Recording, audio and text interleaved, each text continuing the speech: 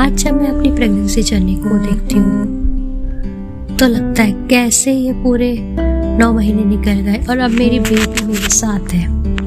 ये journey simple नहीं थी, हर फेज अलग था, कभी कंफ्यूजन, कभी एक्साइटमेंट और कभी बस रेस्ट करने का मन। और जब मैं फर्स्ट ट्राइमेस्टर के बारे में सोचती हूँ तो वो फेज सबसे ज़्यादा कंफ्यूजिंग लगता है। समझ ही नहीं आता क्या नॉर्मल है और क्या नहीं। मैंने उस टाइम गर्भ संस्कार के बारे में भी सुना था, पर ऑनेस्टली मुझे एग्जैक्टली समझ नहीं आता था कि एक्चुअली होता क्या है। फिर धीरे धीरे मैंने रियलाइज़ किया गर्भ संस्कार कोई अलग से करने वाली चीज़ नहीं है, या एक्चुअली आपके डेली लाइफ का पार्ट होता है। आप कैसा फील करती हो, कैसा सोचती हो, कैसा रिएक्ट करती हो और अपने आसपास का एनवायरनमेंट कैसा रखती हो, ये सब उसका पार्ट होता है। क्योंकि प्रेगनेंसी में सिर्फ फिजिकल हेल्थ ही इंपॉर्टेंट नहीं होती, मेंटल और इमोशनल स्टेट भी उतनी ही इम्पॉर्टेंट होती है। जब आप काम रहते हो, स्ट्रेस कम लेती हो, तो वो बेबी के डेवलपमेंट पर भी पॉजिटिव इफेक्ट होता है।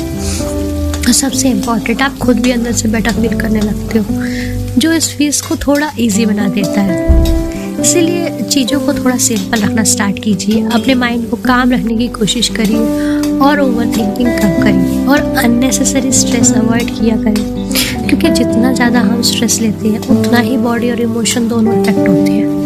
और अपना खाना भी थोड़ा कोशिश करिए कि सिंपल रखिए, घर का खाना खाइए, क्योंकि सिंपल खाना डाइजेस्ट इजीली होता है और नौजिया भी थोड़ा कंट्रोल में रहता है। धीरे धीरे आप ये भी समझिए कि आपको अपनी बॉडी को सुनना बहुत ज़रूरी होता है। जब रेस्ट चाहिए हो तो रेस्ट करिए, क्योंकि बॉडी ऑलरेडी अंदर से बहुत काम कर रही होती है और रेस्ट लेना उससे सपोर्ट करता है। अगर आप भी फर्स्ट ट्राइमेस्टर में तो कुछ सिंपल चीज़ें ये सब आपको हेल्प करेंगी, जैसे छोटी मील्स लेना, पानी प्रॉपरली पीना और खुद पे ज़्यादा प्रेशर ना लेना। और एक और सिंपल चीज़, अपने एनवायरनमेंट को पीसफुल रखिए, क्योंकि जो एनर्जी आप फील करोगे वही आपके बेबी तक जाएगी।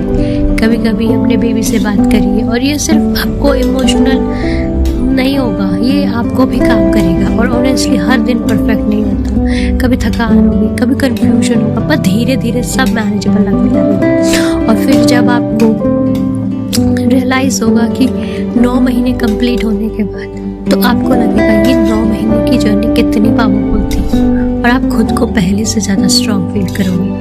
शायद इसीलिए मैंने भी ये सब शेयर करना स्टार्ट किया, ताकि ये मोमेंट्स कहीं रह ना जाए और किसी और को भी हेल्प हो। सच बताऊँ, डिलीवरी के बाद सब कुछ तुरंत नॉर्मल नहीं होता और वो कुछ टाइम लगेगा आपको अपने रूटीन में वापस आने में और सब मैनेज करने में, पर धीरे धीरे सब सेटल हो जाता है। और मैं ये सब इसीलिए भी शेयर कर रही हूँ ताकि जो मैंने फील किया शायद आप भी रिलेट कर पाओ। क्योंकि प्रेगनेंसी में बहुत बार लगता है कि जो हम फील कर रहे हैं वो नॉर्मल है या नहीं, पर जो आप एक्सपीरियंस कर रहे हैं वो बिल्कुल नॉर्मल है। हर जर्नी अलग होती है पर फीलिंग्स कहीं ना कहीं सेम होती है। और अगर आप भी इस फेज में हो तो कमेंट्स में ज़रूर बताना, मैं आपकी बातें सुनना चाहूँगी। और अगर आप ऐसे रियल एक्सपीरियंस से कनेक्ट करती हो तो आप यहाँ स्टे कर सकती हो। Thank you.